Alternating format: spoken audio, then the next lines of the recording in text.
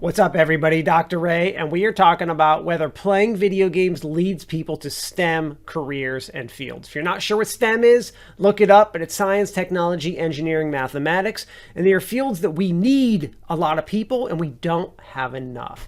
So we're going to find out if playing video games actually leads people to those careers. All right, so the first thing that we talk about is what are some stats on games? Like, do people play video games? Yeah, a lot do. According to ESA, the Entertainment Software Association, you know, the people that like keep track of this stuff, according to their most recent report, 227 million people across the United States play video games. Now, keep in mind, we've got like 300 some million people. So that's a lot.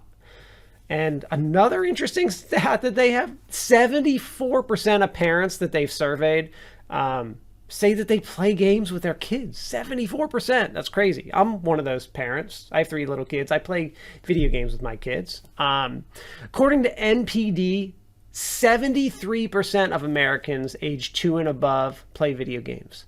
That's crazy. That's so many people are playing video games. I have 3 kids. They're playing games. My students are all playing games. I play games. But okay, so a lot of people play video games. What does that help? Does that benefit society whatsoever? Do these people, are they interested in STEM? So I thought, well, the first thing I want to do is ask some of the experts. But then I'm like, well, I'm kind of the expert because I teach video game stuff. I'm, you know, creating an esports program. I'm kind of the video game expert person. So I was like, well, I can't just ask myself because maybe I'm biased towards games. So I thought, let me see what like other, like some leaders out there, people who've like started companies, especially like the big tech companies. What do they have to say about games? So here's what I found out. All right. So first I get to Elon Musk. If you're not familiar who he is the guy that created PayPal and Tesla. So, you know, I think he's like the wealthiest person on the planet. So pretty cool, right? Here's a quote from him. He said, part of the reason, maybe the reason I got interested in tech was video games. I probably wouldn't have started programming if it wasn't for video games, or wouldn't have been interested in computers and tech if it wasn't for games. I think video games are a very powerful force for getting young kids interested in tech. Wow. Pretty interesting quote, right? So Elon Musk. So that's one expert. Another person I found, Mark Zuckerberg, guy who created Facebook, right? And he owns Oculus or Oculus Rift, the Quest, the headsets, and they're creating the Facebook metaverse. Well, they changed their name to Meta, so never mind. I shouldn't say Facebook, I should say Meta. All right, so here's a quote from Mark Zuckerberg. I do think this dynamic around kids growing up, building games and playing games is an important one because I think this is how a lot of kids get into programming. I definitely wouldn't have gotten into program if I hadn't played games. This is what I tell people over and over again. A lot of the big tech innovators all credit their love of video games for getting them interested in these kind of fields. All right, and one last expert, one of my favorite people in the world, in the tech world, I should say, Steve Wozniak. If you're not familiar with Steve Wozniak, he's a founder of Apple Computer. He's the guy that made the Apple computer, and Steve Jobs was his partner, right? Like, he made it. So he was asked this: how did the existence of video games influence you personally as an engineer or computer designer? Here was his response. Extremely, totally. For the Apple II, as a matter of fact, it was those days that I did at Atari, creating Breakout, that really influenced the Apple II to make it as special as it was. Pretty cool, right? So his few days he spent at Atari making a game for them significantly impacted his development of the Apple computer. Pretty cool, right? Okay, so those are some experts, and you know, who knows what are the wealthiest people and most successful people in the world know. Let's see what some researchers have to say, because I said, well, we got to see what's been studied on this and see if there's any research on this topic, and there was. Kind of interesting. So all right, so the first study I have here, I just picked a few studies because I didn't want to, not boring you with like 500 different things. All right, first study from Ball et al. You can see here up on the screen, they had 1,135 students, and the results of their study, their study was called Gaming the System, the relationship between video games and the digital and STEM divides. And what their study found, was that the results indicate that video game experiences may influence STEM attitudes via a mediating role of computer self-efficacy and emotional costs. Video games, including games for entertainment, may be beneficial for young, digitally divided populations, as it may provide them with positive experiences with technology. So this was, they did this in an elementary school with 1,135 students. Pretty cool. All right, next. I'm not going to be able to pronounce her name too well, so I'll do the best I can. Hossein. 2019 study, girls, video gaming behavior, and undergraduate degree selection, a secondary data analysis approach. All right, so this is a cool study. What they did is they took 814 people and compared that with a longitudinal study of young people in England data set, which was 7,300 people. So pretty big numbers, right? So what they did is they ran a statistical analysis, and what they found is that girls who are currently studying a physical STEM degree were more likely to be gamers and engaged in multiplayer games. All right, pretty cool. One more final study. This is Turner 2014, play to pay adolescent video game play and STEM choice. All right, and the results of this from a nested series of logistical regression models show that compared to those who do not play video games in adolescence, teens who play video games are 70% more likely to major in STEM when they attend college. Those are some pretty big numbers, right? Those are some pretty good big numbers. 3 different studies, each finding the same thing, that playing video games leads students into tech fields. Okay.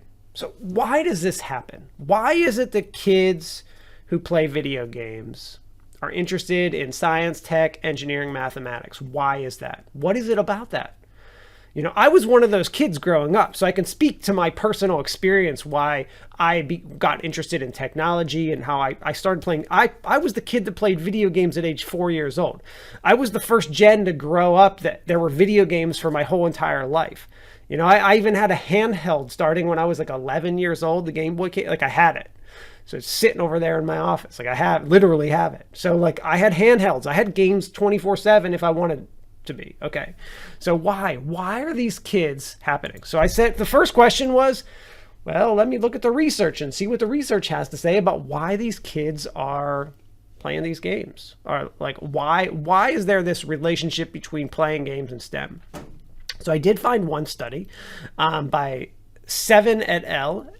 And it's called From Playing to Programming, the Effect of Video Game Play on Confidence with Computers and an Interest in Computer Science. And basically, so they took 1,000 undergraduate students to assess the relationship between video game play and confidence in computers. And let's see, the results indicated that gameplay is a statistically significant indicator and predictor of confidence and interest in comparison to other predictors. The strength of the effect from playing video games is very strong. The findings suggest that exposure to video games as a recreational technology help inform player abilities with non-recreational technology and build an interest in technology in general.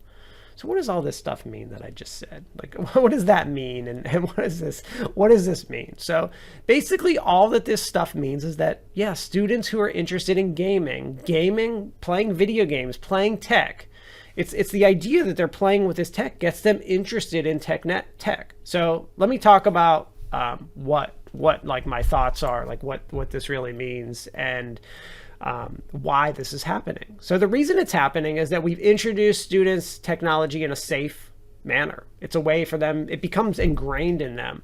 It's one of the things that I talk about, like esports and video games are there's a cultural shift happening with younger generations, and it happened with me and my gen. But games became a social experience, a culture, and something that these students want to be part of. So they're doing this, they're motivated to do it, they're doing it, they're playing it. This is what they enjoy in their free time. One of the things they enjoy in their free time. So they want to be a part of that culture. One of the ways to be a part of that culture is by playing games, but eventually you get to a point where maybe you're not so great at games, or maybe you have other interests and you say, well, I love that culture, so maybe I want to design my own game. And maybe you go so far as to actually do it and learn programming and learn how to make games. And where does that lead? That leads students to, well, you know what? I tried to make a game, but I'm actually really interested in math. Or I tried to play a game and I realized I'm really interested in software engineering or computer programming. And that helps them get into these technology fields. And just to give you an example, just imagine if you love movies. Everyone you know, all your friends, you guys all just love and talk about movies all the time. And that's your social safety net is movies. And you know everything about them because you watch movies all the time. If someone asks you what you want to do for a job, you're probably like, well, I want to be in the movies. I want to be an actor. I want to be a producer. I want to make them. I want to write the scripts. Just think of all the cool things that go along with that. That's the same with sports. Someone who loves sports. And even esports. Like maybe you're not as good of a player, but you can be involved in the industry as an announcer. Same thing with video games. Video games are culture. It's that cultural shift that the students want to be a part of it. So it leads them to these careers. It just happens to be the students who are interested in video games have this desire. They're so fascinated by the technology and like wanting a better computer and wanting the next game and all the achievements and motivation that goes along with it just leads us into these fields. I mean, I credit it with myself, with my love of technology, all the aspects of tech that I love, which are so many, me getting a master's and Ph.D. in literally in technology stuff so that I could teach technology classes. And now I'm leading, like it's just led through that. And I everyone that I talk to, other colleagues, other students who are gamers, all have the same kind of interest. We all fell along that line. So I'm really seeing it. So should we have video games in schools, or should kids be able to play? You can see what some of these people are saying. There is a time and a place for it. I'm not arguing for telling kids to play games 24/7. I'm just saying that there's a time and a place, and they can do some really great things. All right, later all.